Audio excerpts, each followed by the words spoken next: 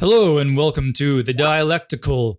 Here today we are discussing everybody's favorite subject, flowing space, aka the river model, which relates to gravity and why it works the way it does. Here today we have joining us Dr. Henry Lindner, one of the pioneers of this idea and this theory. We are very excited to have you on, Dr. Lindner. Is there anything you'd like to say about yourself before we begin? Oh, it's great to be here, and I sure love dialect videos, and I love the fact that you're highlighting this idea of gravity as flowing space. I am a physician in nearly a full-time practice, but I've been very much interested in philosophy for many years, and it was back in the early 1990s that reading Einstein's insights about principle of equivalence, the man in the chest Gedanken, that this idea of what gravity is came to me, and we'll talk about it later. All right, excellent. So we're going to be watching the Dialect release from earlier this year, What Causes Gravitational Time Dilation. And like the last video we did last week, we'll be simply stopping and pausing to discuss certain, clarify issues, discuss objections, and just kind of get more into detail about what the video presents. So without further ado, let's begin. It's a well-known experimental fact that clocks closer to a body of mass will tick more slowly than those farther out, a phenomenon known as gravitational time dilation. But what actually determines the precise rates of such ticking? If you could stop it here. Go ahead. The clocks are pretty, the sound is great, but I think the use of these kind of clocks can give people the idea that in fact there is a sort of general time dilation going on. And I like to say that we should only explain what we've actually experienced, what experiments have actually shown, and that is actually only that atomic clocks slow when in motion or in a gravitational field, and they, their frequency is redshifted. The light that the atoms absorb and emit is redshifted. Also, certain evanescent particles, muons, their life is somewhat increased in a gravitational field or in motion. And that is, I think, also this internal, similar to the internal motion change that causes an atomic clock to be redshifted. So, it would look a little cumbersome maybe to have atomic clocks situated at these distances from gravitational mass, but that is my feeling. I don't think we should generalize the idea that all physical processes necessarily slow, or especially that there is none of this idealistic slowing of some dimension that is considered time. Well, you bring up some excellent points for sure. Definitely the idea that some kind of mystical dimension of time itself is slowing down is one of the really negative aspects that kind of the common relativistic view incurs. And strictly speaking, from a strictly empirical standpoint, I'd say you're correct here that we should be precise about what we observe and what we're talking about. And when we talk about time dilation, we're talking mostly about how we observe the slowing of atomic clocks, and specifically atomic clocks, because that's only essentially what we've used to measure this phenomenon. And so I think in that sense, you're completely right. You're completely right to say, call out and be like, hey, it's a bit misleading to use any sort of general kind of clock. However, there is, some theoretical indication that, most matter in the universe comes from electromagnetic material, and that matter communicates via, light waves and light signals.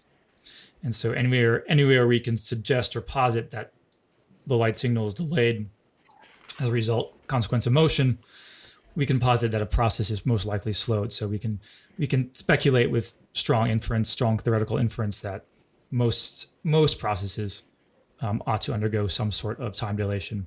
But yes, strictly speaking, until we empirically observe that, we were mostly just talking about atomic clocks.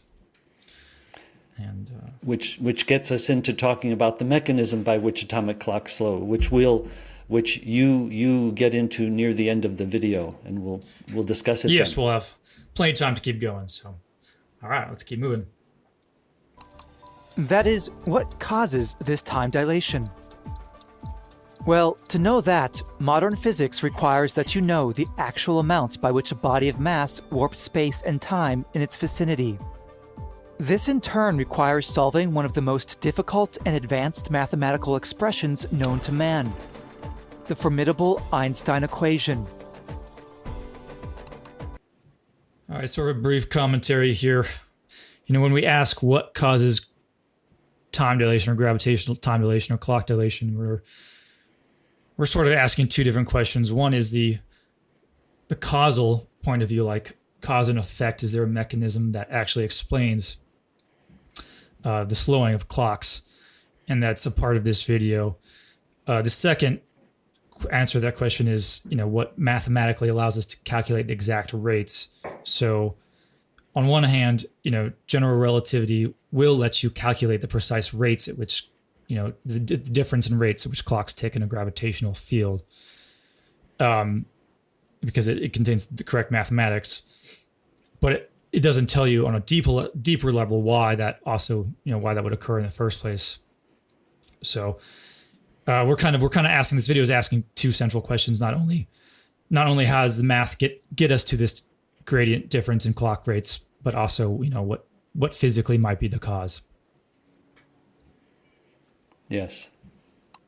But what if there were a simpler route, one that could get you the exact same answers and even deeper insights without requiring years of mathematical study? This is Dialect with the true cause of gravitational time dilation.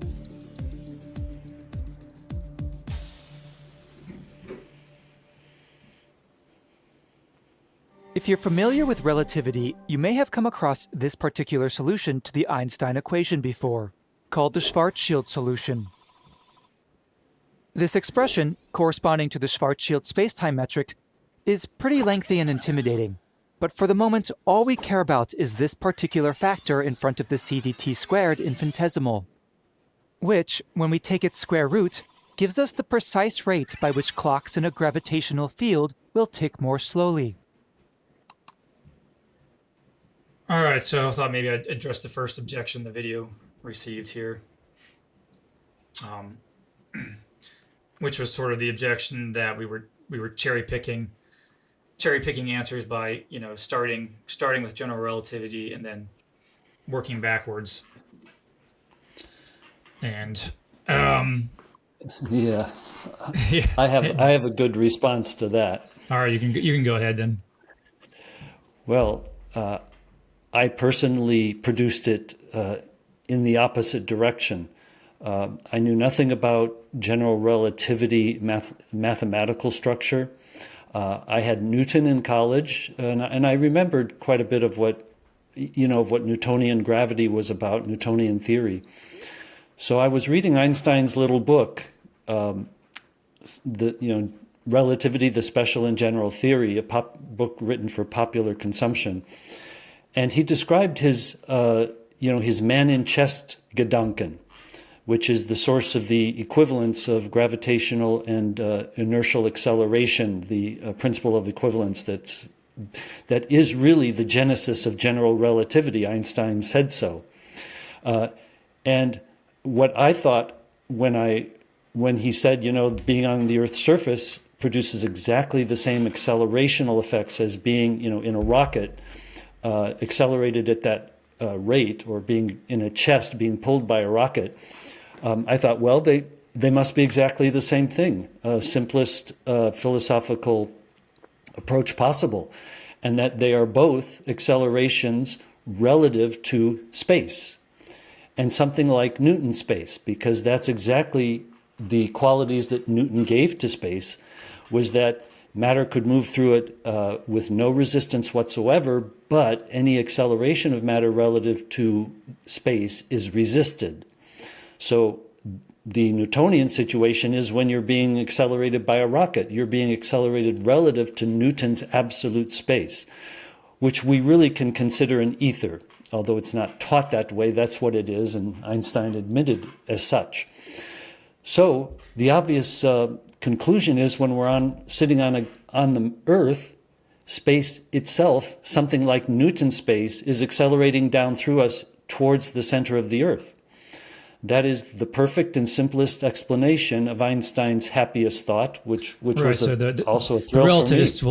The relativist will say it's not, it's not space. It's inertial frames that are accelerating down into the Earth. Well, that's a million inertial frames moving at different velocities, but all having the same acceleration. No, that's not a physical concept, and that really is derived from their observer-based, non-physical approach. Because Einstein was trying to avoid talking about space as a physical substance. But so anyway, I knew that I had this idea, and I thought, well, it must have a velocity if it's accelerating into the Earth. And what's that velocity?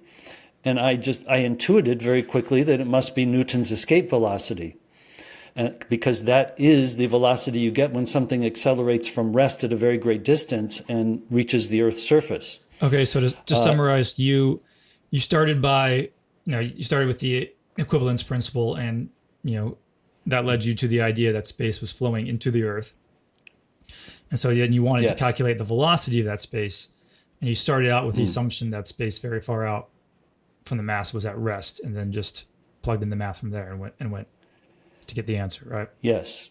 And just basically made a simple mental switch, which may be hard for people who are trained in physics to do. I just thought that Newton's absolute space wasn't this single Euclidean cosmic frame at rest, but instead a fluid that actually accelerates and flows into matter. And that you can apply the Newtonian mathematics and ideas to it as a fluid that is flowing. And so you did all this without any understanding of general relativity, the math of general relativity at all, correct? No, as a matter of fact, it took me. I tried to publish this in Physics Review letters just on that sort of insight and some ideas about space having both these fluid dynamic flowing characters and electromagnetic characteristics. I had no idea how little they would be interested. And then it took me 2 years to find an equation like this that showed where I could see the escape velocity. I could see the escape velocity was right there in the simplified general relativistic formulae for the slowing of a clock in a gravitational field. That's quite incredible. So I think how you've addressed the central objection in this video is that we started the video with the Schwarzschild metric to show you this is what the answer to the conventional route gets you, and we want to show you that there's this other route, the route that you discovered, you explored, that also gets you the same answer. So that's the point of doing that, is to show, give confidence in this alternative theory, right? If you show that it matches the mathematics of the original theory. It follows, right. So, it follows directly from a very simple physical interpretation of the principle of equivalence. Right. So people who were complaining that we're like cherry picking this stuff, are kind of like misconstruing the point of the introduction we've seen. It's like, oh yeah, you just, you started with this Schwarzschild metric. Like, yeah, we did that. We started with the conventional explanation, so we can then show you there's a different way that gets you to the same answer. And of course, we'll be saying that later in the video. Yeah, and yes, and you'll make some more points about the general relativity equations, and we will talk about that. And it's certainly fair to say, like, hey, if you have the answer sitting here in front of you already, then it might be easier to go and find an alternative route that gets you to it because you know what you're looking for.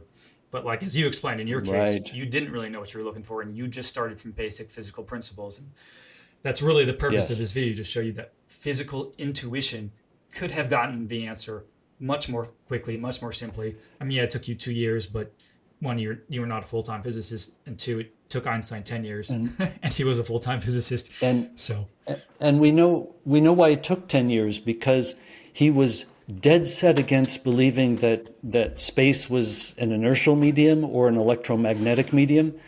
And so he had to go in a very roundabout, very complex Very circuitous, way. yes. Yes, get this, these infinite falling frames, and light moves at c in every frame that's falling towards the Earth, which is utterly ridiculous. And so he overcomplicated it tremendously. But there is one quote, Einstein, where he said that his equivalence principle indicates the equivalence of, an accelerated frame, like being in a rocket, and if you're on Earth, the acceleration of the reference system. So what's the reference system that's accelerating down through us and causing us to feel acceleration? So that was, the abstract he had to mathematical avoid construct. talking about Yeah. space. He had to avoid talking about space as a physical entity. But of course, he admitted it was at times, and this, there is no physics He was without very a physical confused, space. yeah. You literally, yes, very confused. So I'm sure we'll be able to harp on that topic more. Let's dive back Right, into the video. a philosophical Dive back into the video Yep. for a little bit. philosophical problem. Yeah, there's lots of those. That is, this expression tells us that a clock situated at a distance r out from a central mass will tick more slowly than a clock very far out in deep space by a factor of the square root of 1 minus 2gm over c squared times r. Here, g is the gravitational constant, c the speed of light, and m the mass of the body, which is assumed to be uncharged and negligibly rotating. As an example, if we consider a clock on the surface of the Earth, then, after plugging in all the respective values, this expression tells us that our clock runs 0.7 nanoseconds slower than it would if it were out in deep space. Obviously, the effect of gravitational time dilation is very slight in most cases.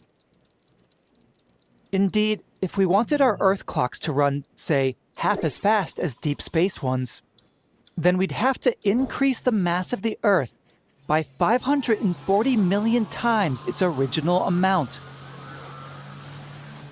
Or should we instead keep Earth's mass constant, we'd have to shrink its radius down to 1.18 centimeters, about the size of a grape, to achieve the same level of time dilation. Shrink it down a little further, and you'd hit the Schwarzschild radius corresponding to the mass of the Earth. But we'll circle back to that. So, where does this expression actually come from?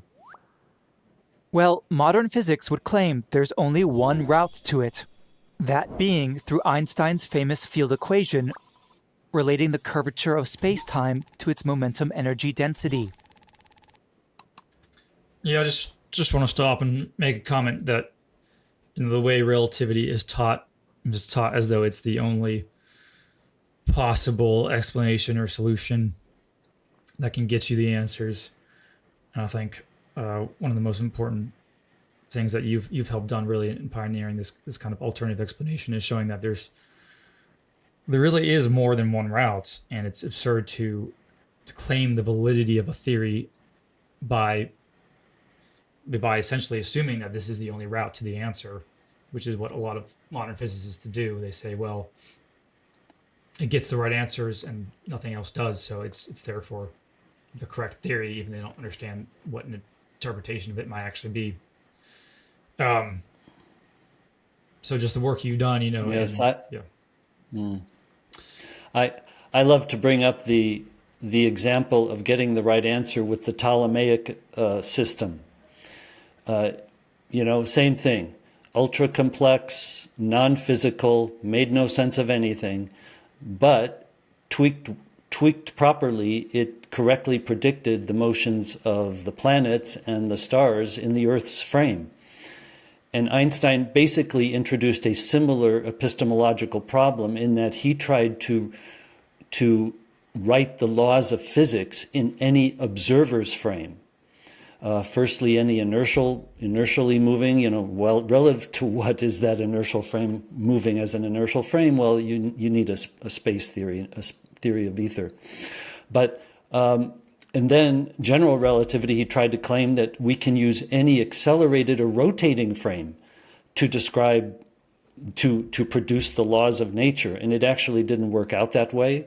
So what we have is a very confused amalgam of observer-based concepts and some non-observer-based concepts. People apply general relativity. They only, apply these equations to masses, not to any observer's frame or any rotating frame or any accelerating frame. That would be ridiculous. Yeah, you bring up a lot of good points there. Yeah. And also, I don't believe all energy momentum causes gravity. We have no reason to believe so. It may be a particular physical process that produces gravity, and I think my feeling is it's the one we can readily associate with gravity, which is nuclear mass or baryons. The strong force, I think, has something to do with producing this inflow of space that we call gravity. Right, but the equation would be telling us that gravity shows up wherever mass shows up. So it's not necessarily a causal like something relation, being hotter. Yeah. And energy too. So he's saying that a hotter mass has more gravity. He's saying a faster moving mass has more gravity. He's saying a brighter mass with more light has more gravity. I don't believe any of it. I'm not sure to what extent all that's been empirically verified, but it's none. It's valid to question. We don't even know that electrons produce gravity, and I suspect that they don't because they don't participate in the strong force. So it is an example where Einstein, with his idealistic conceptions of mass, energy, space, time, has produced these idealistic generalizations that are just not physics at all. They're not physical theory. There's no causality. I think that's it's a good point to bring up. Like, have we ever really measured an electron having gravity? Have we measured these subatomic particles having gravity? And nope. The whole merging gravity with quantum physics and particle physics seems really difficult and maybe you're right. Maybe there's an assumption we're making along the way in our models that's just not right.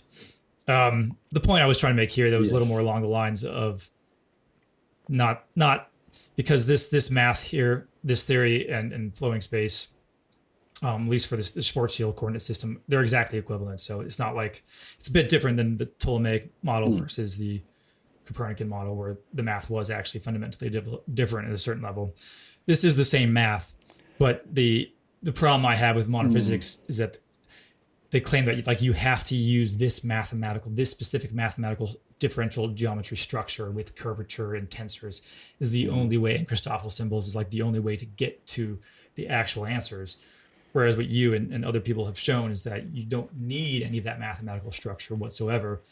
And so it turned out to be all this math, all this differential geometry, all this notion of space-time curvature turned out to just be a huge red herring of modern physics. And most physicists still don't understand that, or aren't even close to understanding that yet. They still think the math is something literally real and not just a mode of language or description. And you are highly qualified, your group, to say this because you've published videos on space-time curvature, Christoffel, everything. So you understand what they're doing with the math and how complex it is. Well, right. Part of the reason we did that was we wanted to explicate and understand general relativity as clearly as possible. And so we're like, okay, well, might as well delve into the math. And the more we delve into the math, the less we realize that the math is that important. I want to throw an example here that probably won't be of huge interest to you, but some of the viewers might enjoy it. So, for instance, the whole tensor formalism and the idea of something called covariance and contravariance. When people are learning general relativity, they're all struggling. They're like, what is contravariance? What is covariance? What is the meaning? What do these things mean? And they think it has some huge bearing on that theory. But contravariance and covariance and even the tensor formalism in general really only revolves or relates to when you make coordinate transformations. So when you're setting up different coordinate systems. And really, it's completely, contravariance and covariance are completely irrelevant if you're not working with coordinate transformations, because they're essentially rules or laws about how certain objects are supposed to transform from one coordinate system to another. But when you take a theory like flowing space, we're not worried about the observer perspective anymore. We're worried about the physical reality, the real single objective perspective. And so we're not trying to set up a system that we're going to have to later transform to a different system. And so all that stuff just kind of flies right out the window. You don't need to understand contravariance, covariance. You don't need to understand tensors. You just need to understand the basics of one coordinate system. And so this whole philosophy of the coordinate system, the observer-based coordinate system, and transformations, it's all mathematical, and it doesn't have real physical meaning at the end of the day, besides tying together, making sure that laws are consistent in one frame when you transfer from one frame to the next. So that's the point I wanted to bring up. Right. Whereas in flowing space, when you consider it physically as like the Earth as a radial sink of flow, there's only one coordinate system that really matters, and that's the Earth-centered coordinate system. Exactly. And so we're looking for the real picture. We're not looking for some coordinative view. Yes. All right. Yep. We'll keep moving here. Now, it took Einstein nearly a decade to formulate this equation. And even after that, the math was still so difficult, he was unable to solve it himself. Indeed, the simplest solution, the Schwarzschild solution, requires numerous complicated assumptions before it even gets off the ground. And then it's pages and pages of dizzying calculations until the metric is arrived at.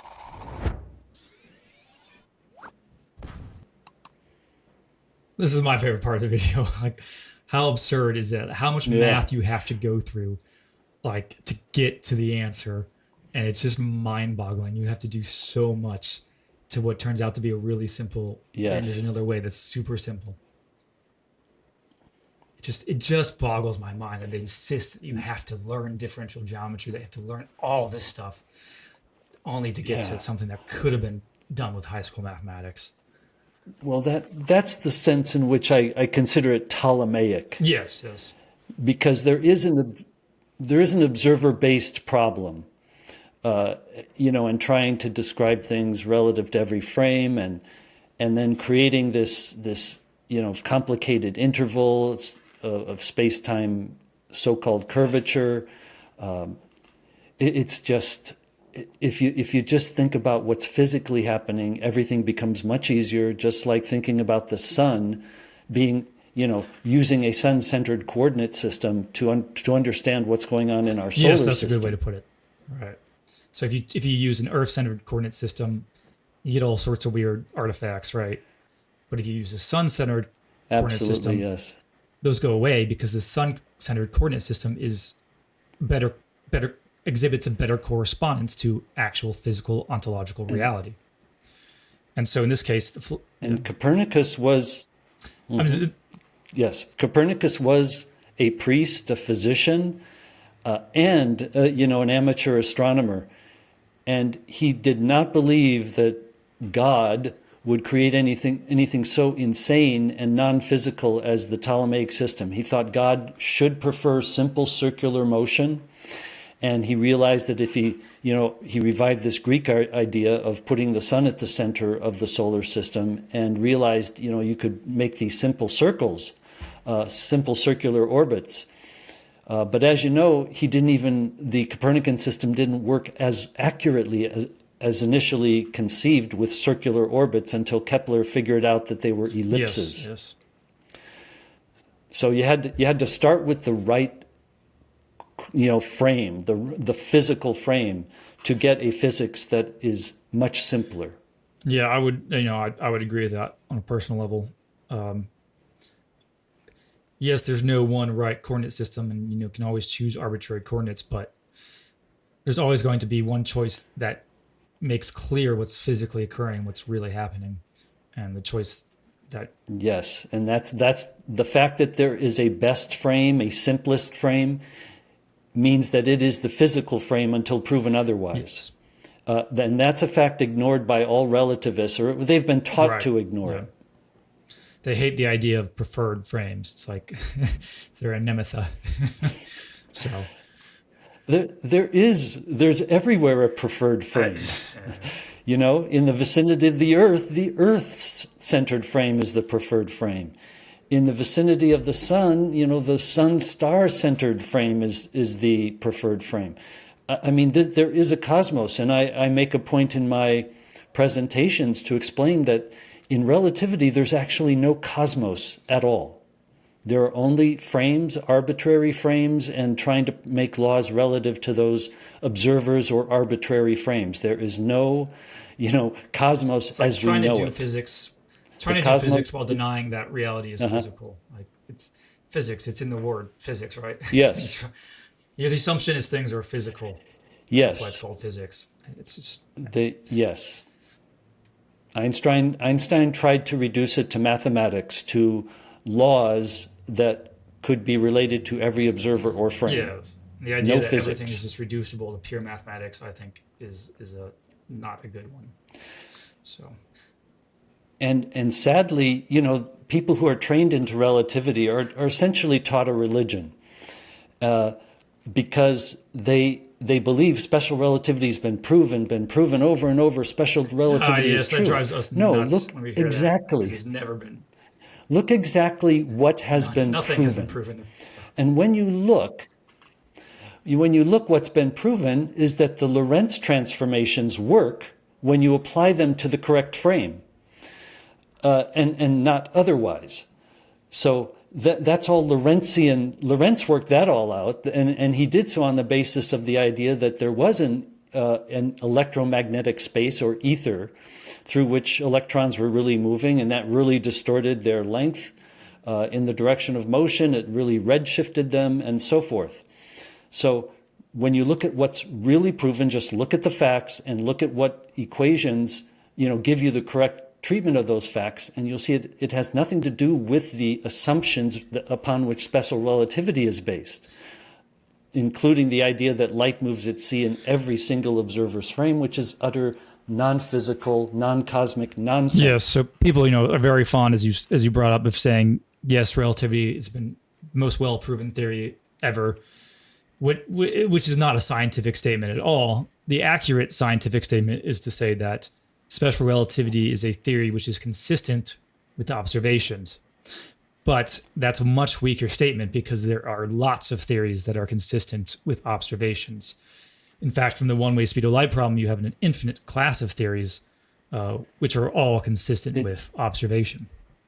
I don't consider special relativity consistent with observations in total, because of a simple problem like the twin paradox.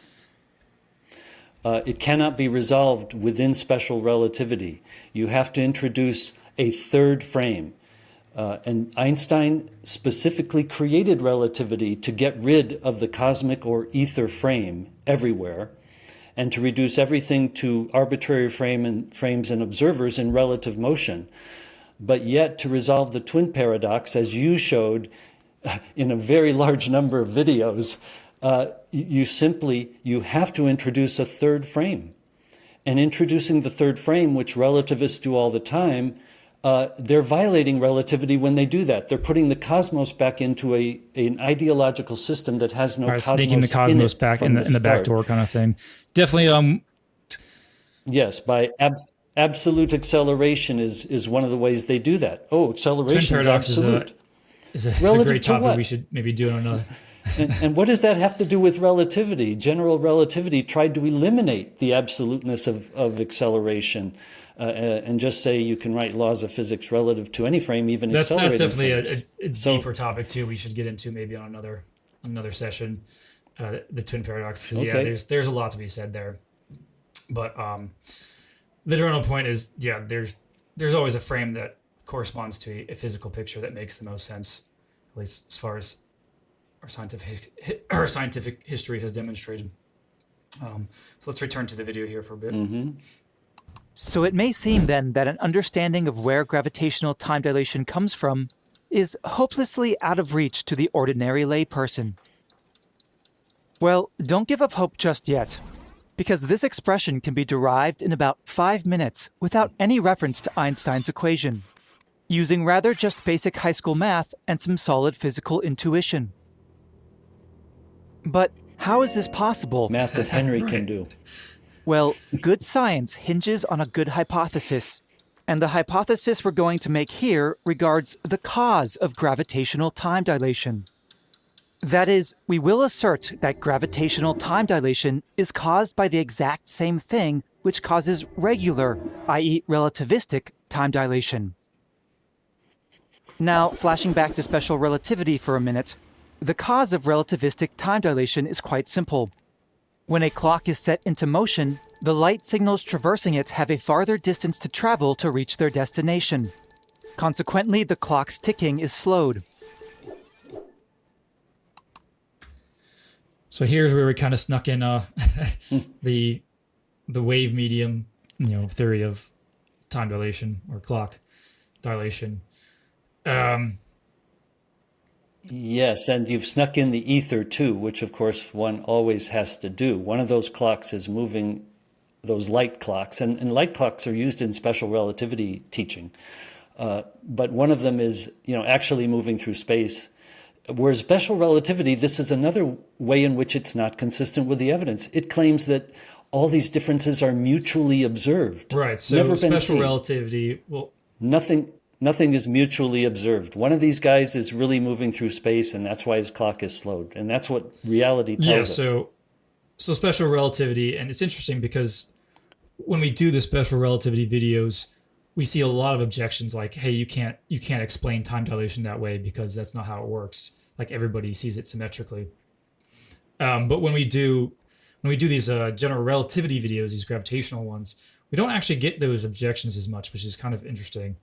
I think it's like, I know something you said a long time ago is when you offer a better theory of gravity, it helps people understand, this theory of gravity not only helps people understand general relativity, but helps people understand special relativity as well. So it kind of provides evidence for why special relativity in the first place does require a sort of cosmic frame or ether or something along those lines. Yes. So yes, Yes, it's undeniable when you pull gravity into it. That there is a special frame is undeniable. Yeah, it gets very improbable.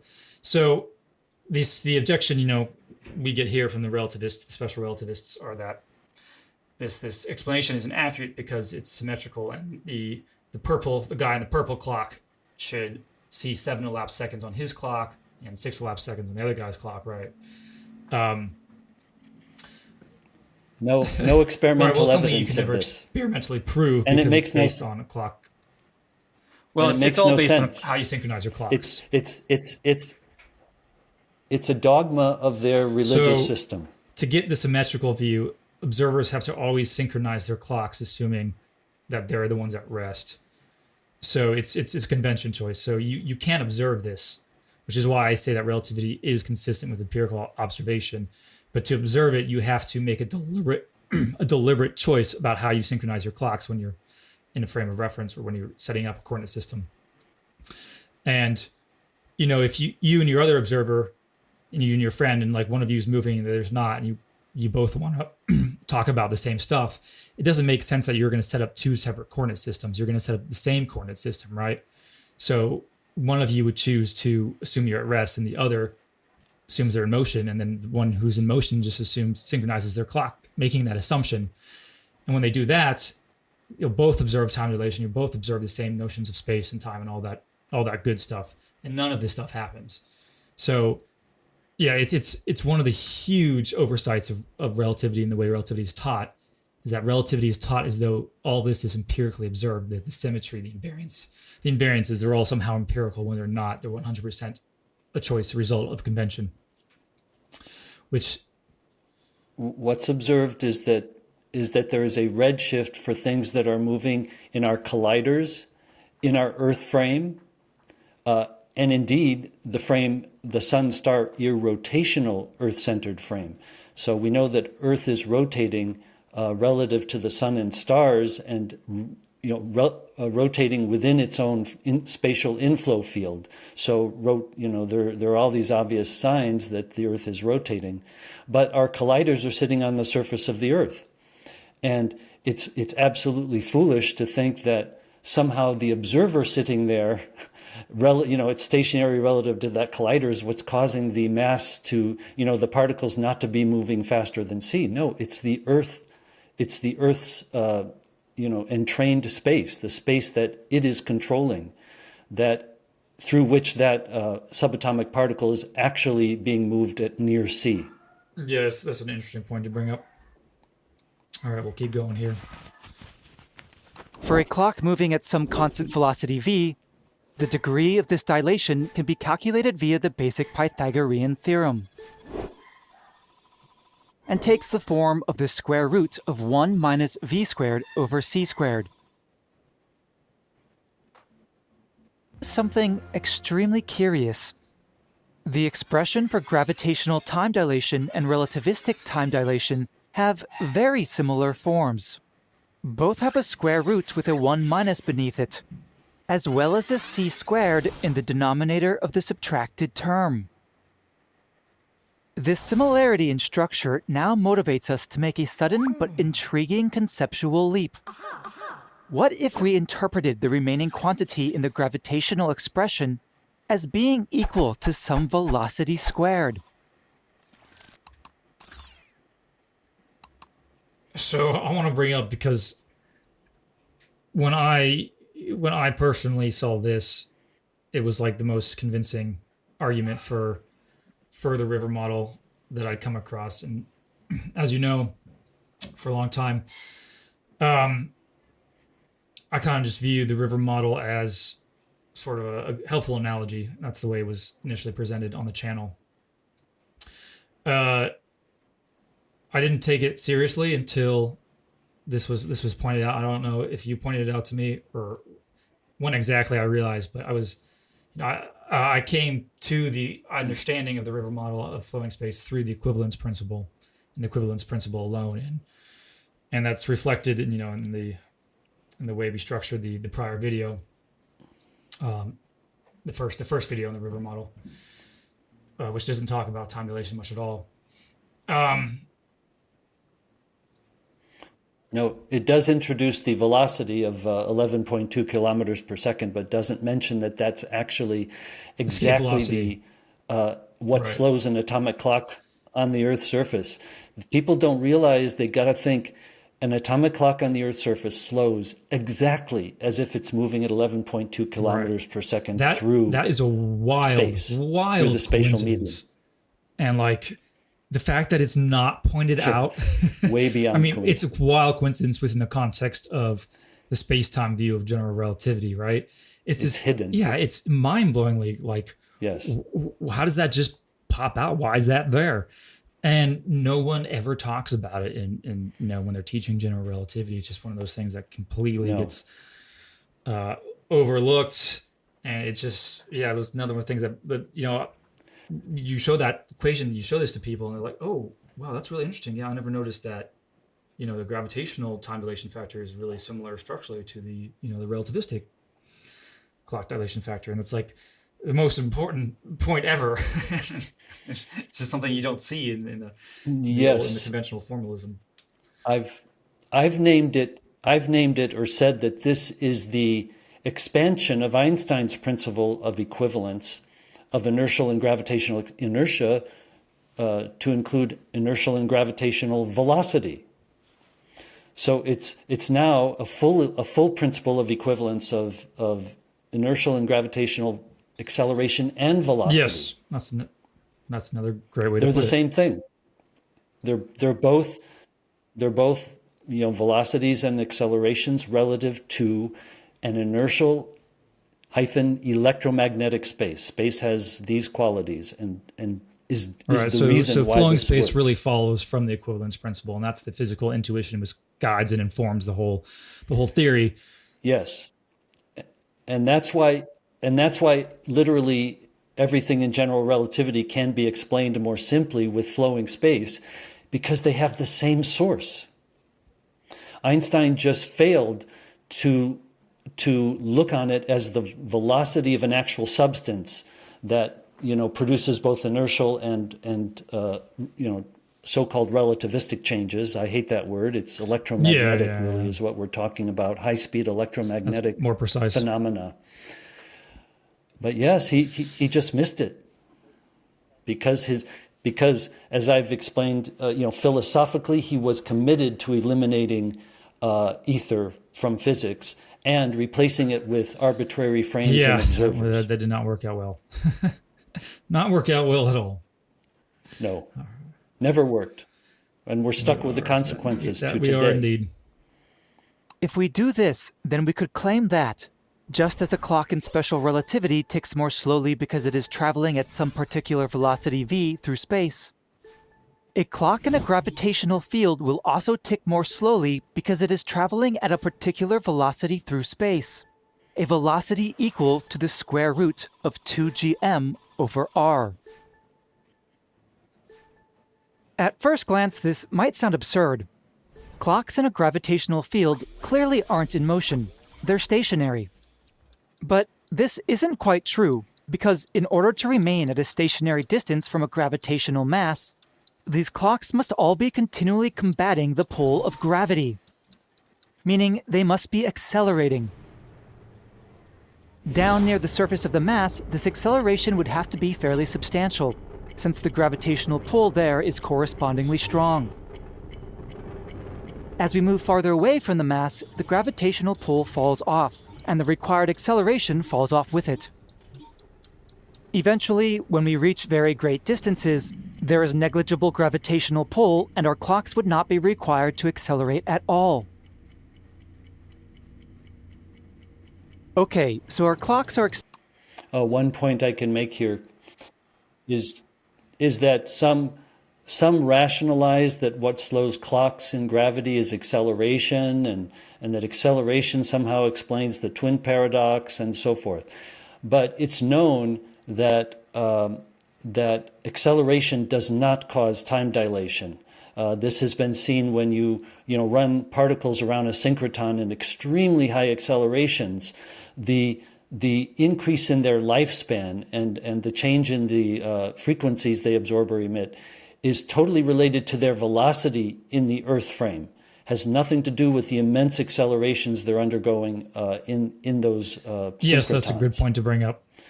And so it's velocity that is causing this redshifting of atomic and nuclear one thing we decided not to do in this video was try to tackle the conventional explanation for why gravitational time dilation occurs.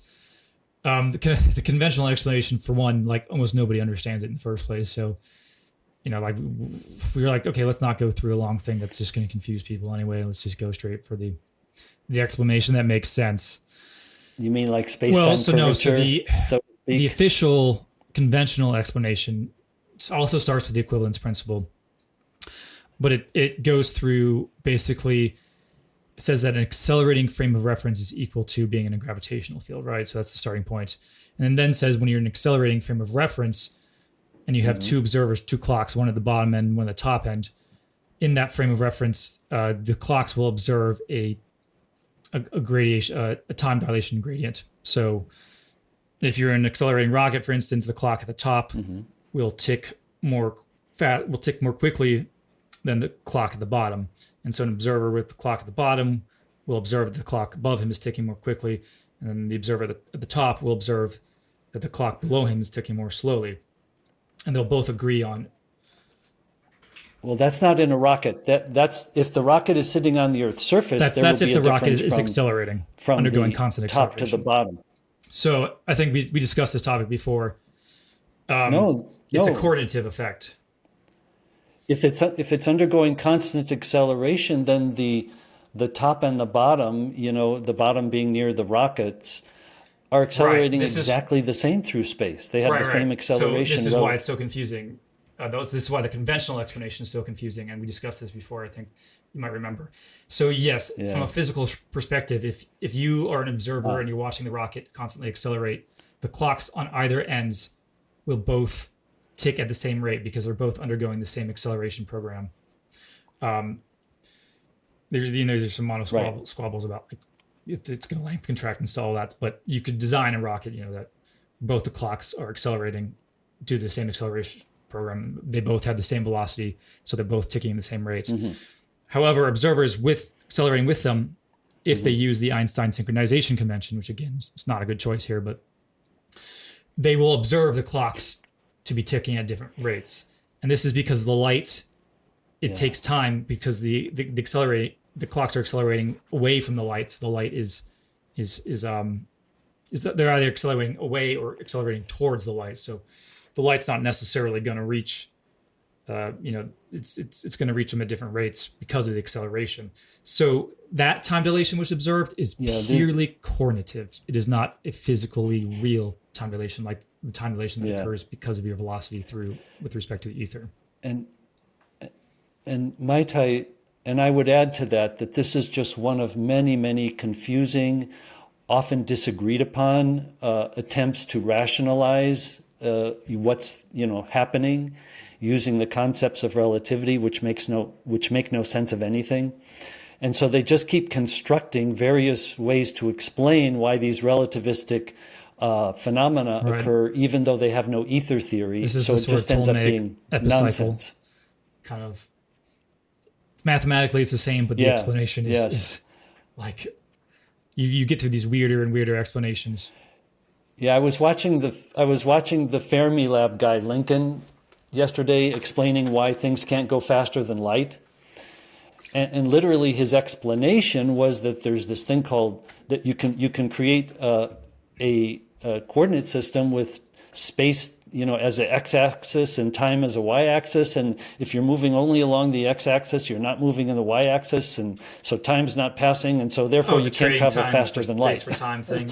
It's just this thing. That explanation is completely redundant. It's completely total nonsense. Look, you're basically saying the fact that you can't travel faster than light is because you can't travel faster than light.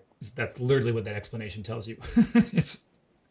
Yes, because we have created a coordinate system that says so. And just think how unphysical our physics is, in that obviously anybody who's not been brainwashed into relativity will understand that if something can't go faster than light, it's because there's something resisting it or preventing it from doing so. This is basic physical causation. And that something then immediately requires you to have a theory of what space is, that it would resist electromagnetic phenomena like electrons moving faster than the speed of free light. The relativist wants to say which that is you a can wave only in move the through ether. space-time at the speed of light, which first of all makes no sense because space-time is a four-dimensional block structure. But space-time is again but it's one all of their rationalizations. So like when you move through space-time at the speed of light, what you're saying is physically that a light beam relative to you is a light beam travels at speed c, and then relative to you can't travel faster than it. So you're stuck going underneath that speed limit. That's all that says. That just mathematically encodes that statement. So you're not saying anything new. Right. They're misusing space-time as their surrogate ether theory. Space-time is their surrogate ether. Surrogate for space. And so they think that's right. When in fact, it's a four-dimensional mathematical solid composed only of the intervals that observers measure with their rods and clocks between events. And this takes me back to why I realized that Einstein was on a wrong course. And that is, I realized his system was subjectivistic. I sat down, I tried to figure out what this cosmos is made of, what's causing everything to happen, and what eventually produced us as humans with language. And so I started, that's one of the reasons I was reading Einstein's book, to see what's it all made of? What are the most fundamental constituents of reality? And so I stumbled into his mass-energy, space-time. Mass-energy, space-time. And what is mass energy space-time? I figured, okay, that's what everything's made of. But looking more carefully, I realized that they are just measurements made by the observer with his rods and clocks. And space-time is composed of the intervals, which you folks have explained. Dialect is really a space-space measurement. Measured intervals between events, assuming that the light is moving at c in every observer's frame. And there, as you pointed out, this light synchronization or clock synchronization, that is false too, because it's based on the idea that they know that light is moving at c at every direction in their frame, when in fact all we know is that light, It's the not two-way empirical. speed of light is measured at c, but nobody knows how it's so actually space-time moving in their is a own mathematical data structure based on a convention choice, and that convention choice is that all observers. Yes, and you cannot say that things are moving through space-time. That is a misnomer. It is a four-dimensional solid in which nothing moves. It's past, present, and future in a four-dimensional solid. So people don't understand space-time. They don't understand the ideas and subjectivism of relativity, and so they rationalize it. And basically, they always have to rationalize it in a direction that makes them talk more like ether theorists. They start to treat it as moving very through physical. space-time. Space-time resists, Yes. Which is not. Very, it very is not. So they're confused. All PhD physicists are deeply confused. Let's keep going. Accelerating. But they still clearly have no velocity, right? Well, they have zero velocity with respect to the central mass, but that doesn't mean they couldn't have velocity with respect to something else. Indeed, here is where we make note of another extremely intriguing coincidence. The expression the square root of 2gm over r, our hypothetical guess for the velocity of these accelerating clocks, isn't just some random assemblage of values. It's actually already a well-known velocity expression that, incredibly enough, comes from classical Newtonian physics. As it happens, this velocity expression corresponds to what's called escape velocity, the velocity at which you'd have to outwardly launch an object in order for it to completely escape the gravitational pull of a given body of mass. Now this is very strange. Escape velocity is derived from the classical expression for gravitational force. So what is it doing lodged in the heart of a fully relativistic solution to Einstein's equation? Yeah, so that's another coincidence, that goes unaddressed by the by the conventional theory. Why? Where does the escape velocity come from? Why does it show up there? And I think some people could argue, that general relativity is supposed to reduce to Newtonian mechanics and the weak field limit, so therefore you should expect to see some Newtonian stuff kind of pop out. But this is also not the this is not the Newtonian weak field limit. This is the full solution to the Schwarz field. Yeah, go ahead. There's a very good reason that Newton's mechanics was so successful. It is still the first thing taught to physics students. If general relativity and quantum mechanics told us how the world worked, that would be the first thing they would teach in physics. Hey, here's how it really works. Yeah, but they don't and they can't, because it's nonsense, doesn't make any sense of anything, it's full of contradictions. Quantum mechanics is an ad hoc observer-based construct. It is not a theory. I don't use the term theory for special relativity. It's an observer-based model.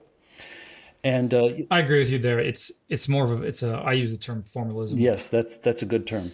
So Newton developed some very important insights about the nature of gravity, and what is really cool is that this flowing space shows that it's Newton all the way down. Basically, but although he would not have seen space as a fluid flowing into matter, he thought of it as you folks showed in this video. But it was too physical for him. He said so. He did not want to get into physical speculation. You don't make a career and seem like a god. Even back then in his time, it was like people were afraid of speculating too much, and I think there was a lot of people coming up with models that weren't very good, and then they kind of got reamed and they got made fun of, and so I think Newton was definitely keen to avoid anything which he couldn't demonstrate outright. Mm-hmm. And in a way, Einstein was trying to follow in those footsteps in a weird way, but kind of took it to the total extreme of not understanding anything that he was really doing. Yes. I credit Einstein. I'm not a Einstein basher per se. I know I look at what mistakes he made and why, but he did intuit this amazing principle of equivalence. It's so simple. He intuited that, hey, the same thing is happening when you're in a rocket and when you're sitting on the Earth's surface. So not to be an Einstein basher here, but that idea also existed before Einstein. So he did.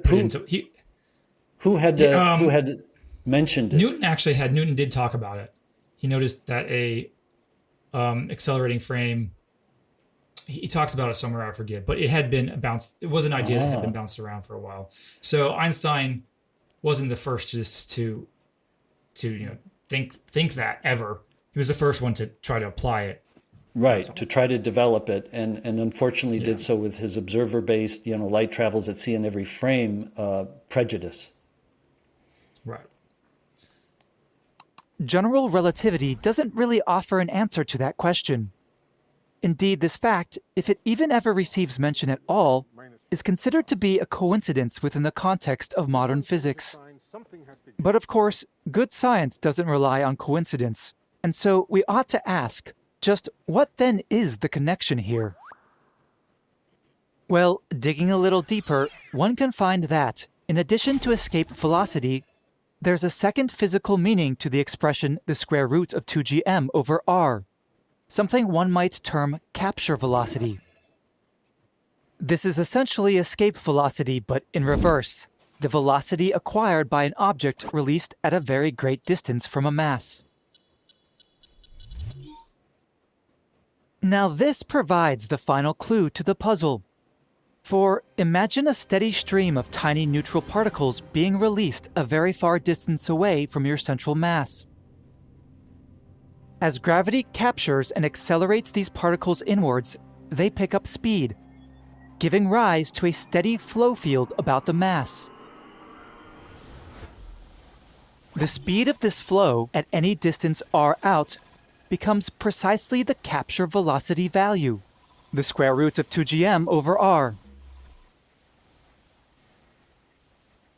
So, if we want to extend our hypothesis that relativistic time dilation and gravitational time dilation are one and the same thing, then we can do so by asserting that our clocks have a velocity v with respect to this particular flow field, a velocity which they maintain via their constant outward acceleration with respect to the mass. All right, so I want to stop and try to address here, I think, one of the biggest confusions people have about the river model and flowing space, which is how is it that you can accelerate in place and maintain a constant velocity? So I want to get your answer on that first before I talk about it a little bit. Well, that's very simple. If you are at a fixed distance from a spatial sink, like the Earth, at an infinitesimally small interval at where you're located, space has a distinct velocity. It is accelerating, but it has an infinitesimal velocity at that location, at infinitesimally small distance. A larger distance over that, and you would say it's slower at one end of it and a little faster at the other. So I don't see what their objection is. Do you know why they have a problem? So like people will ask, well, say you drop an apple that surfaces the Earth. If space is moving at 11,000 kilometers per second, why doesn't the apple fall straight down at 11,000 kilometers per second? Yes, very, very simple. If that's why doesn't it just move with space if space is carrying it? Very, very simple. Because this is Newton's space. And unfortunately, Newton's space is not taught properly. Maybe I credit myself a little bit for understanding it when I had it in Physics 101 as a pre-medical student. But in Newton's space, matter can move at any velocity with no resistance whatsoever. Only acceleration induces an interaction of a mass with Newton's space. Newton didn't even have a speed of light limitation. He thought that, matter could move at infinite velocity through space. But now we've added that speed of light limitation. You just simply have to add Lorentz's ideas to Newton's ideas to turn his space into an electromagnetic space also. So with Newton's space itself accelerating in some direction, mass has to passively accelerate with it, because mass will not naturally get into a state of acceleration relative to Newton's space. That takes a force. And so if Newton's space is now not a universal Euclidean solid, but in fact a fluid that flows into matter, then it has this centripetal acceleration at every distance r, and mass has to passively accelerate with it. So when you drop your apple, yes, space is flowing through it at 11.2 kilometers per second, but it's accelerating at only 9.8 meters per second squared. And therefore your apple is only affected by the acceleration of its surrounding spatial inertial frame. All right, so yeah, I want to kind of delve. So nothing is carried by the 11.2 kilometers per second. You can move at 11.2 kilometers per second through Newton's space with no resistance whatsoever. So I want to as we see with everything. Yeah, I want to kind of dive into this. So it seems like there's sort of almost two. We discussed this a little before. It seems like there's almost two sort of ontological conceptions of what flowing space is, and originally we were of the view that, this was a view where, so like you have the ether, right? And all the ether does its own thing and everything happens inside the ether. And that's its whole thing. And then we kind of envisioned that flowing space was essentially the movement of the entire ether. Essentially the background of space itself was getting sucked into a body of mass, the whole, whether you want to call it ether or just space. Space itself. I do call it space because there's no background. Space is not moving within space.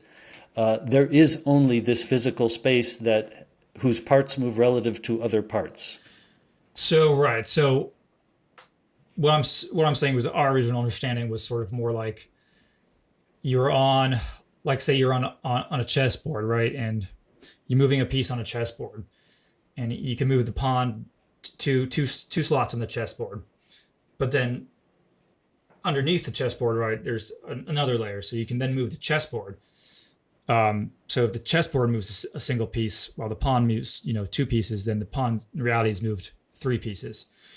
So this was kind of our original conception of the river model of flowing space, was that the entire background was in motion, right? That your chessboard was in motion, and space was flowing inwards and carrying everything with it. So not just light, but also all matter, all things.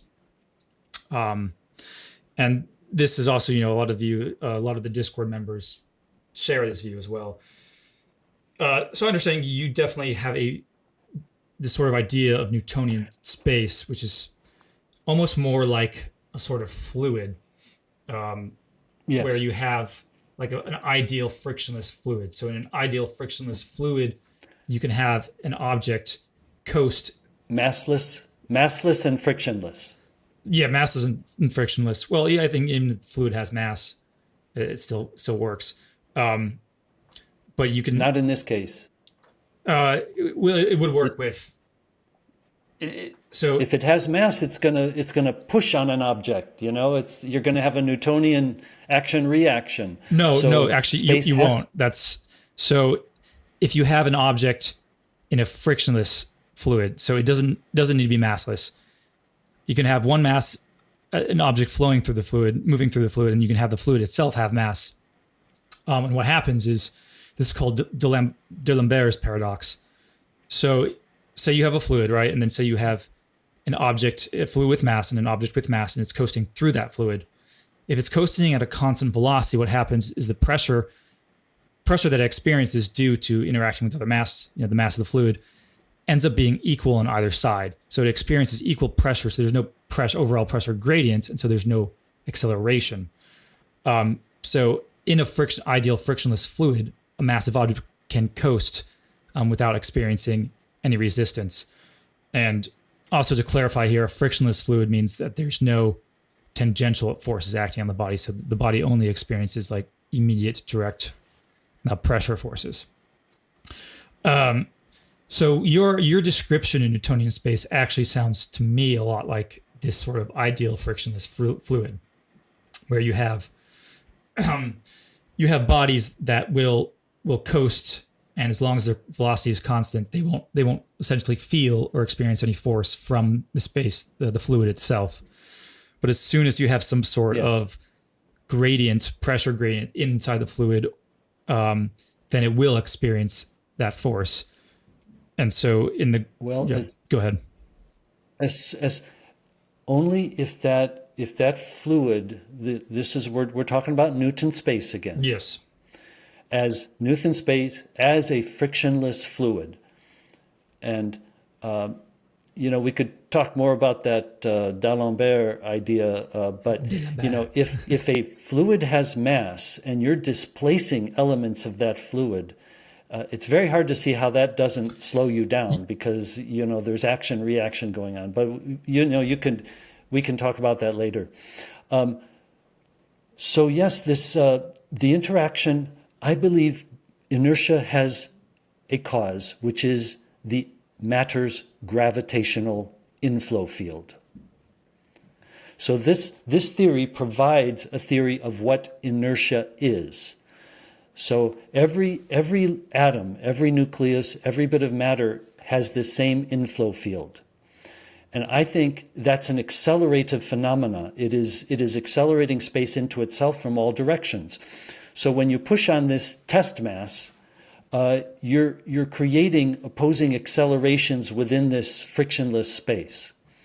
But somehow that space cannot move quickly enough to dissipate or get rid of any tension that's created by the opposing accelerations that you create when you push a gravitating mass, relative to the space it's gravitating into itself. So I think that's my explanation of it. When space itself accelerates, a mass has to accelerate with it passively, which is what gravity is. I don't know why people would even think that the river would carry objects, because indeed it would carry it at 11.2 kilometers per second. When you drop an apple, it would immediately start moving at 11.2 kilometers per second. Yeah, they're making a very literal analogy with the river. If you drop an object in the river, you've got frictional forces that'll carry it off almost. The river has mass. The river has mass and friction. And literally does carry. But the river model, this light is very different than mass. It is affected by the velocity of the inflow. So light as a wave in space, does have to move with the velocity of space towards the Earth. So I wanted to finish addressing the confusion. So if you drop an apple, sure, at the surface of the Earth, space is flowing 11,000 kilometers per second.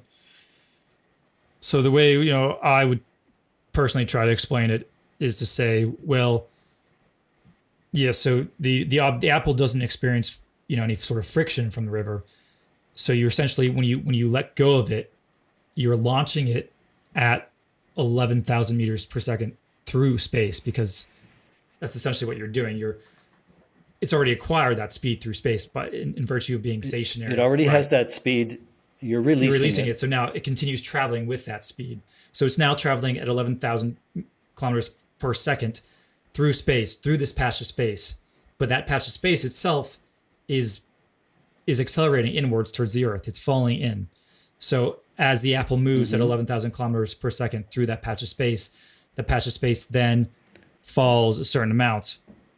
And where it's at, the amount that it falls is determined by the force of gravity, the acceleration of gravity, 9.82 meters per second squared. So it's essentially, it's equivalent to your view, where the apple doesn't experience any kind of velocity of space, just the acceleration of it. It's just Yes. adding in kind of another layer. So I mean, I don't know which is conceptually Yeah. simpler to think about. I see it as somewhat confusing because, yes, when you're holding the apple, it is moving, space is moving down through it at 11.2 kilometers per second, or you could say that the, apple is moving up through space at 11.2 kilometers per second, meters per second. 11.2 kilometers per second. Yeah, Right. it's 11,000 meters. But I just don't see any use when you drop it. So it starts accelerating, and what it does when it's falling, it's actually sort of catching up a little bit with the inflowing space because it's spending a lot of time in that meter height during in which it's falling, and it's getting that acceleration throughout that 1 meter height. Whereas space itself is moving very fast. It spends very little Right. time in Right. that small meter of length.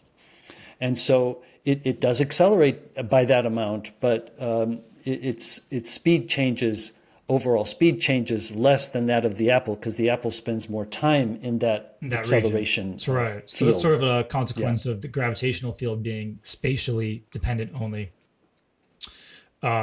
So the longer you hang out in a certain region, the more you'll be subject to the acceleration of that region, right? And Yes. yeah, so Yep. yes, I guess the reason I like the view of the background moving is because it just provides a very simple picture. If you put an apple very far out distance from a mass, and you let that apple go, it moves with space the entire way. It free falls with space, right? So you kind of imagine that it's just being carried with space, and then yes, then the picture gets Well, more with confusing. space's acceleration, Yeah, sorry. that's the key point. It's only carried with space's acceleration. So, you know, it's the simplest case is when you release it from an infinite distance, at rest at an infinite distance, as you you pictured earlier. Then it begins at rest in space at infinite distance. Let's say this is an isolated mass, and we're not going to deal with local planets and suns, and stars pulling space in different directions. But if you have an isolated mass like the Earth, and you drop your apple at an infinite distance, space is at rest there, but it's beginning to accelerate towards the mass. And in this case, you'll have a unique situation where it remains at rest in space until it strikes the Earth. Yes, it remains at rest with respect to space. It accelerates. Yep, it accelerates with space at every single point, exactly with space. It has the same velocity as the inflowing space at every point. And it hits the Earth at 11.2 kilometers per second with space. Yes. So I want to try to elaborate on what I'm trying to say here. So your point of view is almost sort of like the apple far out experiences the acceleration gradient in the same way the space experiences the acceleration gradient. Whereas, excuse me, I'm sort of thinking of a view where you might try to argue that matter is emergent from the ether, like it's oscillations or solitons, in the ether itself, in space itself. So, as those oscillations move in the ether, and the ether itself is getting moved, that's why the apple is moving with space, because it is literally emergent from that space. It is part of that space. So, I mean, you don't have to buy the emergence view, at this point, this juncture in time, but it does seem like the background idea, the idea that the background is flowing, kind of lends itself more readily to a sort of ontological wave, sort of emergent theory. Yeah, but in that regard, I don't view matter as just a wave. I know I disagree with some ether theorists in this regard, but as I explained earlier, I see everything that participates, so-called, in the nuclear strong force, baryons, nuclei. I see them as having this fluid dynamic interaction with space. That is why they have Newtonian inertia and why they are affected by the acceleration of the medium towards Earth. I think it's a kind of fluid dynamic interaction as opposed to electromagnetic. Right. So your ontological conception kind of falls more under the category of fluid dynamics, and you don't buy all the other stuff. Yes, in terms of the strong force and nuclei, I think electrons participate, so-called, as we know, only in the electromagnetic force, so to speak. So I think they're EM wave structures, and they move differently than multi-atomic masses. All right. Well, it's definitely interesting, because you can definitely take the flowing space idea in several directions, and it's always interesting. So leave some room for still some further. Yes, we have much to figure Still a out, lot to- but this yeah. is just, I'm giving you, the way I've been visualizing this and figuring it out for, the last 35 years.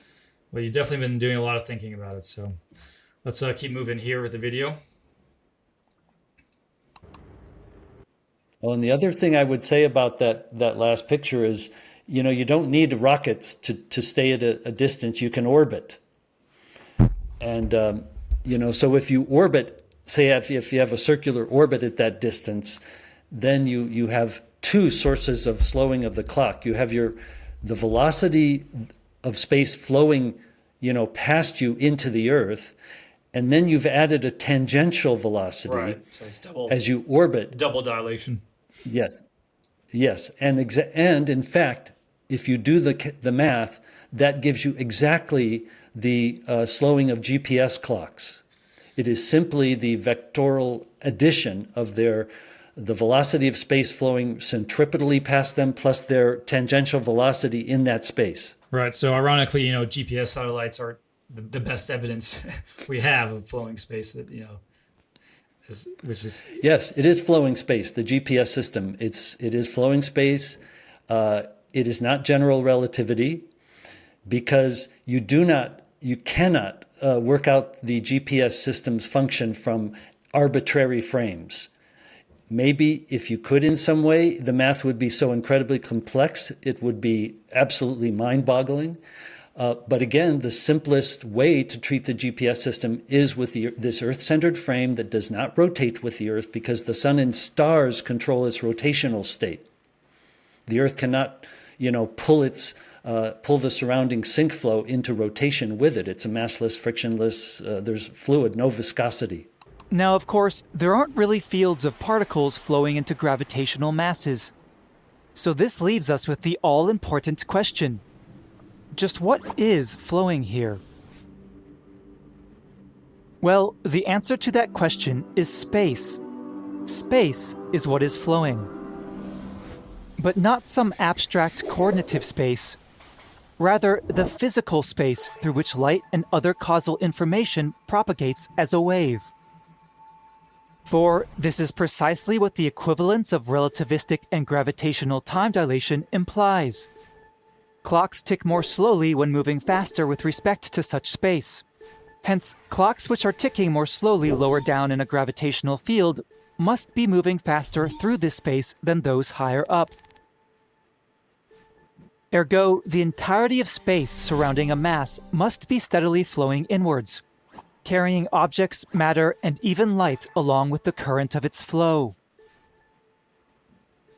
Gravity can then be supposed to be a force acting not on traditional matter, but rather on this space itself, accelerating it inwards at the traditional Newtonian gravitational rate, gm/r². This ontological conception of gravity is known as flowing space, or the river model. And, surprisingly, it's not at all new. In fact, its roots extend as far back as Isaac Newton, who first tentatively proposed the idea in a private letter to a colleague. Yeah, so that's not actually wholly factually accurate. There were some individuals before Newton even who kind of proposed ideas like this. And in fact, I would imagine so. Yeah, so I wanted to say one thing about the maybe if you could go back a little where you show the two Einsteins and the, outside the mass. Yes, while this light clock gives the correct answer, it's simply the Pythagorean theorem that predicts the slowing of a transverse, situation like this. What we actually have is a phenomena that happens to electrons that are parts of atoms. Say, cesium atoms are very commonly used in atomic clocks. And what's found is that the light absorbed and emitted by the relevant outer electrons of the cesium atom is redshifted. Like those electrons can only absorb a redshifted light when they are moving through space at high velocity. So somehow, and we don't really understand the nature of electrons. There are some interesting theories. And what happens to electrons when they become part of an atom? They form this sort of shell. Very strange. They don't act like particles moving around a mass at all. And so, but somehow their wavelength is increased or their frequency decreased when they are, in motion through space. And it works, mathematically just like this. The Lorentz transformation is all you need to predict the redshifting of the light that they will absorb and emit. And atomic clocks are just fancy ways of measuring that and making a ticking clock out of it. Right, so you're making a clock based on the frequency of the observed emission. Absorbed and emitted light. It redshifts. Right. So atomic clocks... Yeah, it's really the atomic redshift. It's not clock slowing. You can make a clock out of the atom, the redshifted atom, and so we do when we call that an atomic clock. You can do the same with nuclei. They also, the frequencies they absorb and emit are redshifted, like in the Pound-Rebka experiment or Mossbauer effect. Right, but something like the GPS, those clocks are more along the traditional lines, right? Yeah. Yes, they're regular. I think they're cesium clocks. I don't know their exact construction, but no matter what it is. Yep, and the same thing with, muons living longer. People will say, aha, there is really time dilation because muons live longer if they're moving faster through space. Well, they also have this incorporated electronic waveform. And so there is a redshifting of their structure, and that may be exactly what causes them to persist slightly longer. They're very highly evanescent, but their half-life is increased when they're in motion through space. I think it's the same process. So there is nothing that has convinced me, or really can convince anybody, that time itself dilates or is extended. Right. And like you said, some physical processes, maybe chemical bonds and chemical changes may also redshift in this way. I don't know. We'd have to test that. Would a ticking spring clock with gears be time dilated even at near sea velocity? I don't know. We'd have to check it. We'd have to test it somehow. Yep, I think you're right to hit on that point again, that we really haven't. The scope of actual empirical evidence is quite narrow, and the rest of it is inference or speculation. It's all idealism. It's all just imposing these quantities and saying they do the same thing under all circumstances because they're magical, nonsensical, non-physical quantities. All right, let's see if we can finish the video here. Okay. This ontological conception of gravity is known as flowing space, or the river model. And surprisingly, it's not at all new. In fact, its roots extend as far back as Isaac Newton, who first tentatively proposed the idea in a private letter to a colleague.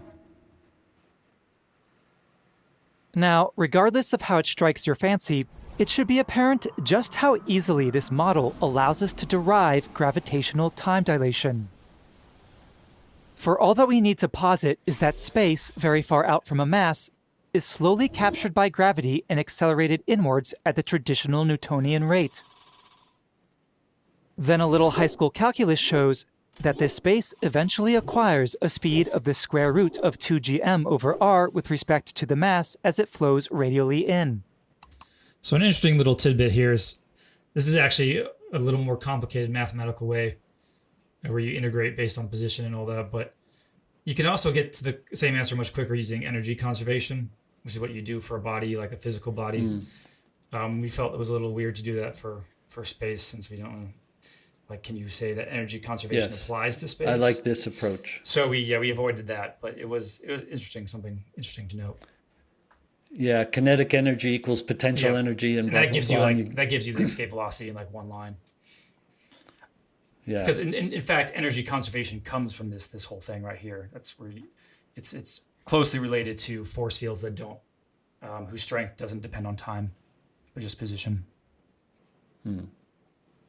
Clocks stationary with respect to this mass are therefore traveling through space at this velocity, and hence their dilation amount can be calculated using the normal relativistic factor. Now, hindsight is always 20/20, but let's stop and take a moment to marvel at the incredible fact that it took Einstein and others 10 years to derive an expression that they might have discovered far more swiftly if they'd simply chosen to favor physical intuition over mathematical abstraction. We really do have to stress that point. I mean, it's like, if you just thought physically, gosh, you could have gotten there so much faster. Yes. Yeah.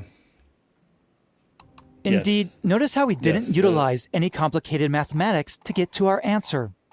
No differential geometry, no four vectors, no tensors, and best of all, absolutely no space-time curvature. We do love differential geometry. We want to say that it's a really fun field. It's really beautiful in its own way. I could do without. But yeah, you don't need it. Yeah, I can do without it. And it's at least for the. And I wanted to mention a parallel in the history of physics. Michael Faraday figured out all kinds of things about electromagnetics with no mathematical sophistication whatsoever. And Maxwell wrote that we were fortunate that he didn't have an education in mathematical physics, so that he could, put his time and effort into actually figuring out, kind of the physical relationship between electricity and magnetism under various circumstances. And Maxwell was very much, appreciated the fact that he worked out the physical concepts. Yeah, we need more Faradays in this day and age. Yep, and yes, you need both. You need both. You need physical theory, and you need mathematical modeling of the theory. The balance needs to be restored. Yes. The force is out of balance. So we've got all mathematically modeling. Yes, we have to inject the That's right. We have to get rid of the observer from physics in the quantum realm and the macroscopic realm, and replace it with space theory. Replace the observer with a theory of space and how it's related to these masses, these planets, stars, and galaxies.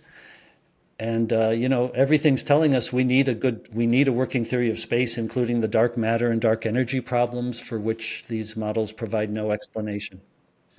Personally, I'm not against observer theories. If you want to try to claim the universe is consciousness or something, I'm not against that, as long as it's the hypocrisy of modern physics, which on one hand has an observer-based philosophy that is very solipsistic, and on the other hand tries to deny that it is, and says no. That's it's right. Just straight up. They do not understand. That's what bothers me. That's right. They don't understand the epistemological problem at the core of relativity and quantum mechanics, because you have to be a philosopher to do so.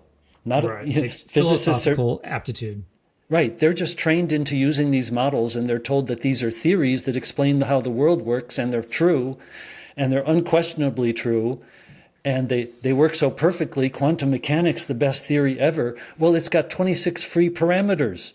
So literally they cobbled it together ad hoc, to get the predictions right. And general relativity and special relativity are likewise ad hoc in the way they are applied to the correct frame to get the right answer. And one thing we should mention here is that, Lorentz ether theory is the perfect replacement for special relativity. It is where the transformations came from.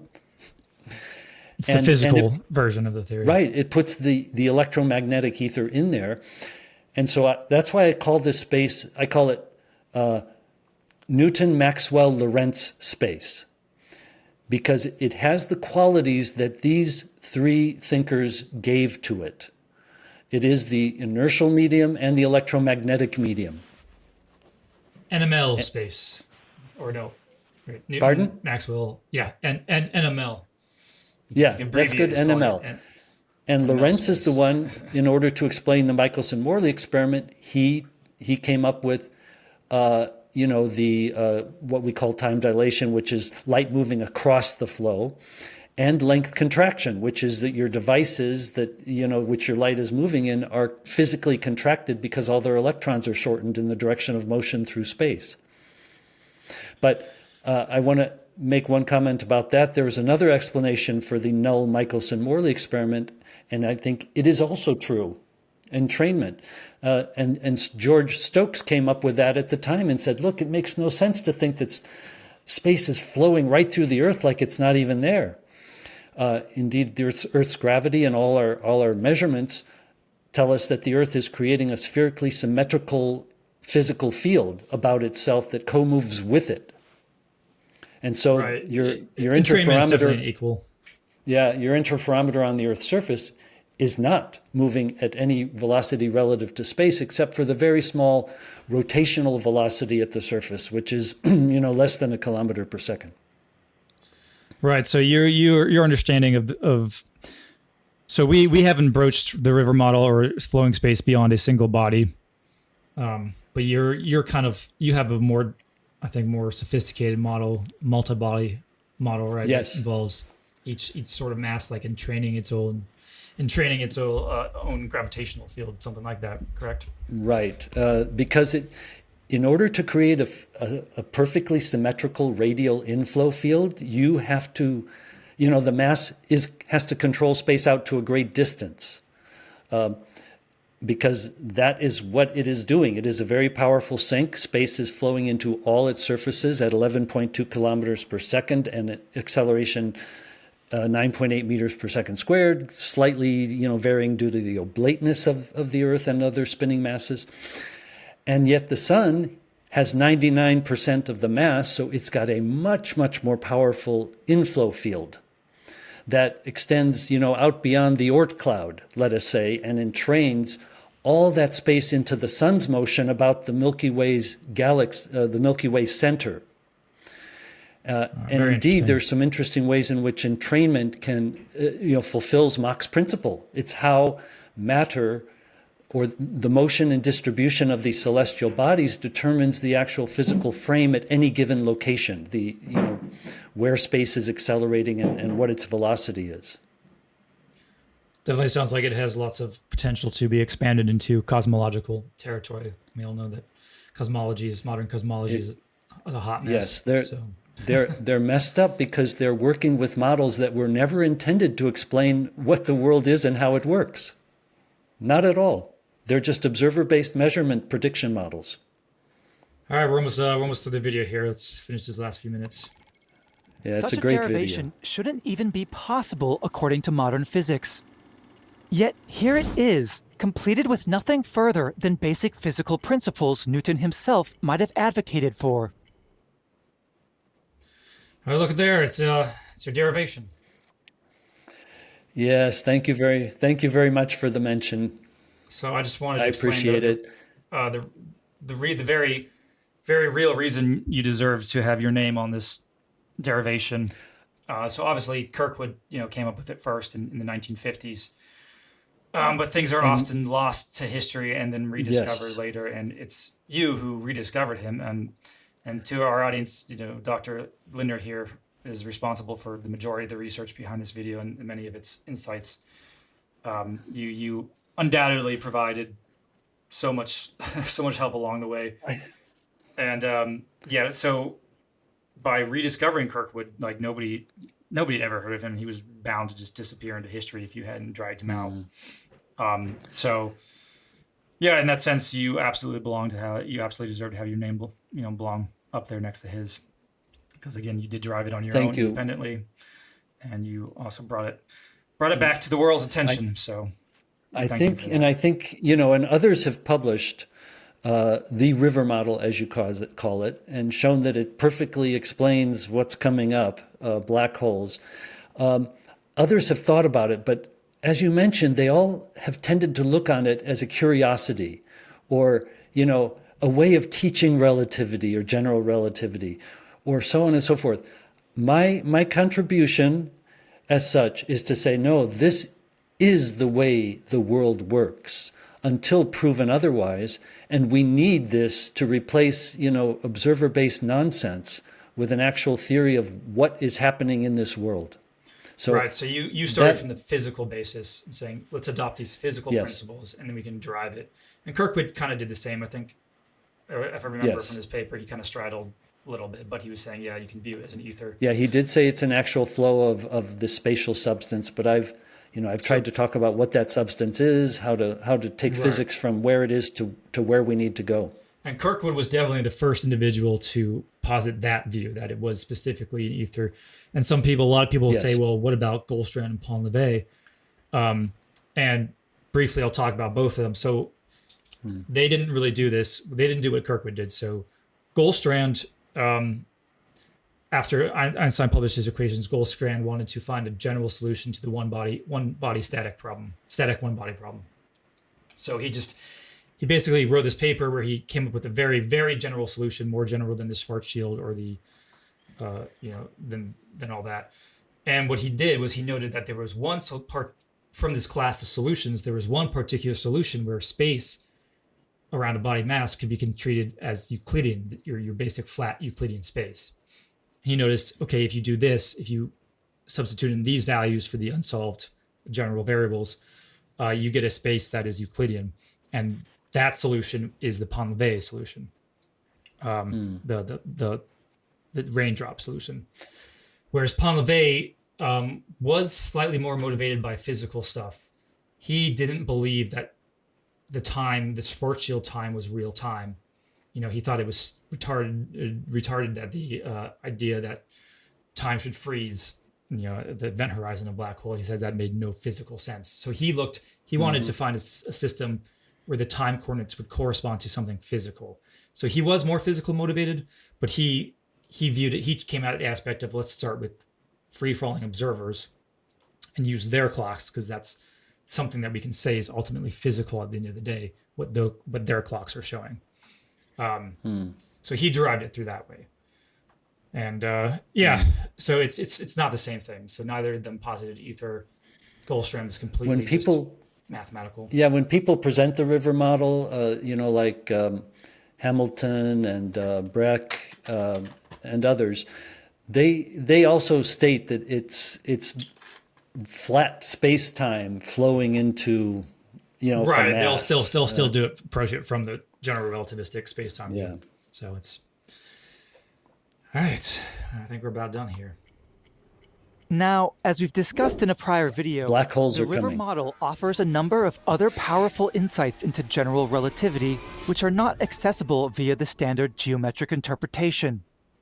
Insights such as the meaning of the equivalence principle or the nature of tidal forces. Yeah, so you really should start with the equivalence principle when, talking about the river model. It just wasn't capable of doing all of it in this one video. Well, you took a different approach, and eventually you showed where it comes from. But it was fun the way you did it, to say, hey, here's this term, and it's just Newtonian, and wow, you can get this in 5 minutes. Yeah, we decided to focus on this time around because it was, again, we felt it was the most compelling evidence. That really will convince people.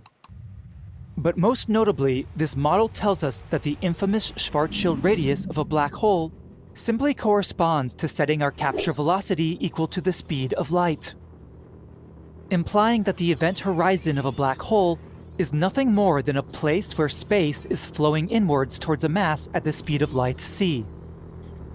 Light and other causal signals are thereby constrained by this horizon, unable to swim upstream fast enough to escape the current of space there. Meanwhile, Clocks accelerating in place near this horizon will tick so slowly as to appear to be frozen.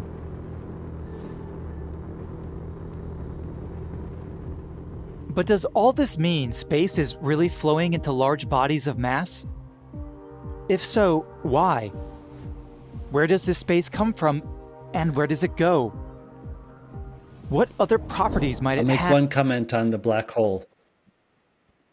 And that is that one way, the people say, well, what are the differences between flowing space and general relativity? Well, one that you would see right here is that if a mass had fallen from infinity to the black hole's horizon, it would be moving with space and would be at rest in space. So as it enters the horizon and inside, it will run at the fastest rate. But it will have a velocity of c moving with space when it hits the horizon.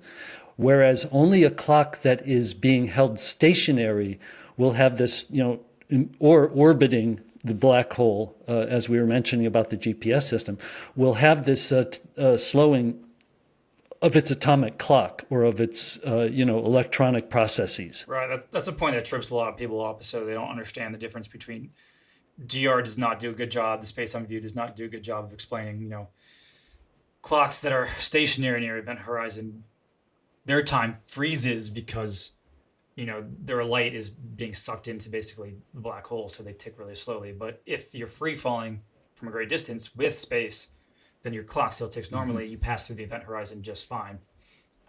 Nothing happens. Right. Although the spaghettification gets to you at some point. That'll happen, but it could happen a long time if it's after. a small black hole.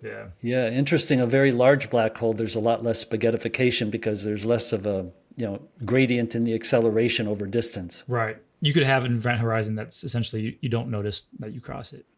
No. Place near this horizon will tick so slowly as to appear to be frozen, and account for the other major predictions of Time general is not relativity. coming to a stop. Explore. Sorry, did you say something?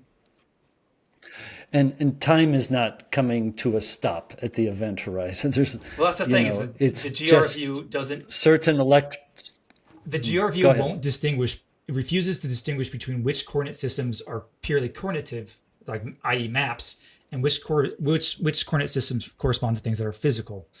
And that's where all this confusion comes from. So even today on YouTube, you get these science communicators who still come out and make big videos, like Floathead Physics, for instance, saying that, guys, time really stops at the event horizon black hole. That's what's really going on. That's what the theory proves. And it's just like, you want to bash your head against the wall. No, one, you don't understand even the theory that as it currently stands conventionally. And then two, you're just going off in wild, unscientific extrapolations. It's every person trying to make sense of the holy nonsense. That's what we have, a Tower of Babel. But none are as important as asking whether or not this model can account for the other major predictions of general relativity. The bending of light, the precession of Mercury's perihelion, and the completer nature of black holes. Well, the answer to that is yes, it can. So obviously the river model opens up a lot of new questions like, hey, if space is getting sucked into masses, where is it going? Where's it coming from? The point we wanted to make here was, those are great things to ask and, new avenues to explore. Yes. But the really important thing is, does this explain what's going on, what we already know? Is it a better model? Yes. A better more explanatory power than models of the past? And the answer to that question is absolutely yes. It may not be ultimately what's going on or something, but it is definitely 100% a better model than what we already have. Again, I would use the Copernican revolution as a very clear example. If you just kept doing the Ptolemaic calculations of everything moving in the Earth's frame, you would never have gotten to a new level of physics. And that is exactly where we're stuck. We have to relate physical phenomena to space itself. And only by doing that do we start on the right path that will lead us to centuries of progress and improvement, instead of centuries more of this stagnation that we have experienced since 1905.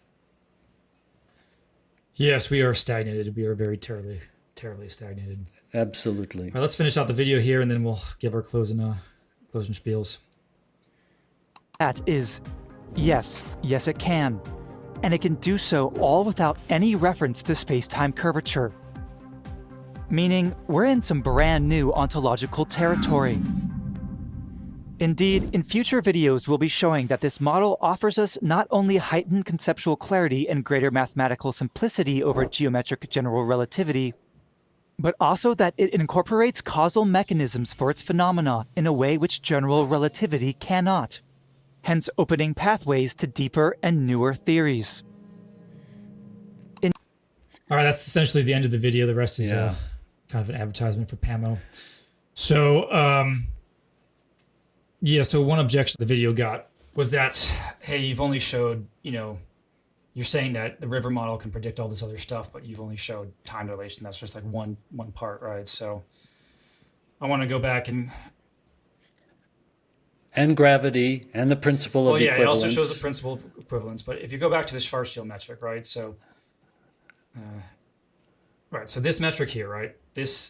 When you have this, you basically have everything that general relativity predicts for the single body static problem. You have time dilation. You have precession of Mercury's perihelion. You have light deflection. You have all that. So all you need to get to is this metric. And so what this video showed was how we got to this term. Yes, we didn't show this term in this video, but it's pretty straightforward once you understand why this occurs. This occurs as soon as you understand why that length contraction occurs. So objects that are moving with respect to space are contracted. So if you hold a rod out, the surface of the Earth, it's going to be contracted by a small amount as a result of moving with a high velocity through space. As you explained in your video on length contraction of electrons and the matter they're composed of. Right. So but not space, it's time. It's not space itself. Space itself is not length. It's the tools you're using. It's to physical object. Right. These physical objects are undergoing physical changes, and when you call it space instead of objects, then you cut off the causal connection that explains it. You say, well, it's not anything causal; it's just the way reality is, which is essentially nothing more than a sort of like mathematical creationism. Like, no, there's no explanation. It's just how God is a beautiful mathematician. Everything is magic. Everything in relativity and quantum mechanics is magic. So you can get the whole Schwarzschild metric by understanding that clocks tick slower because they move with respect to space, and rods shrink because they move with respect to space. And then you just basically go through the same derivation that you go through with clocks to get the spatial component of the metric. And from there, you can get everything else that follows from the metric, which is well, that's cool. I don't know how to do that, but I think when people I wanted to make one other comment, and that is that back to the Copernican revolution, again, you had to choose the right frame that would allow you to actually find the physical causal mechanisms involved. Thank you, Kepler and Newton, for getting us on that road.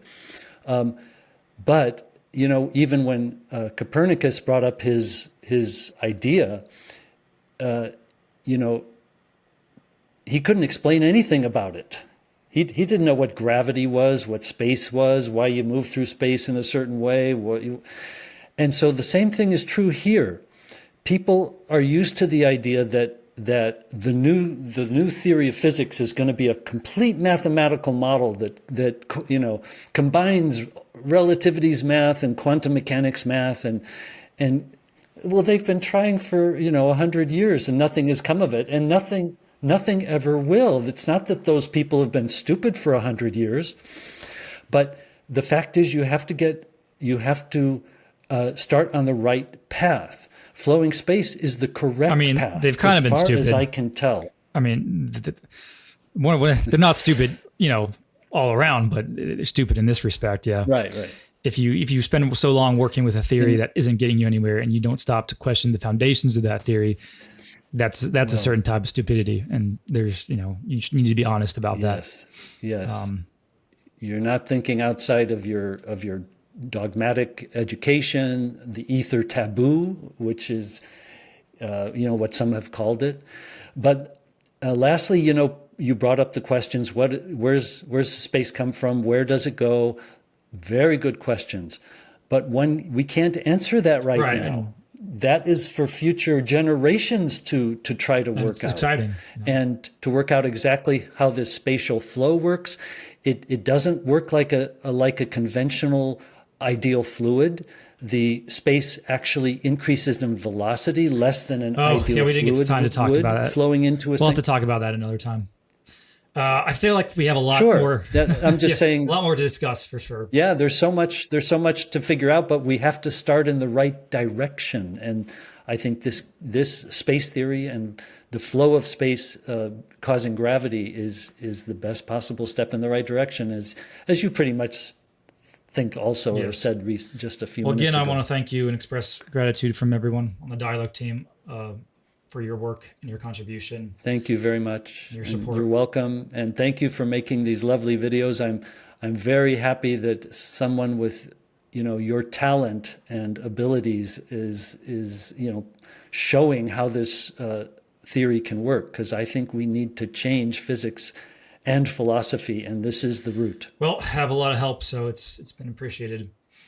I do think we definitely could talk for hours more, but I think we're about to hit 2 hours here. Sure. Maybe we'll have to come back and do like a twin paradox video or something, because there's so much more that needs to be clarified. Any subject, any There's time. a lot more of confusions to unravel regarding relativity, and I think you're a great guest to do that with. So we'll have to come back in maybe a few weeks or something. All right. Absolutely. So with that, thank you very much, and we will see you again soon, hopefully.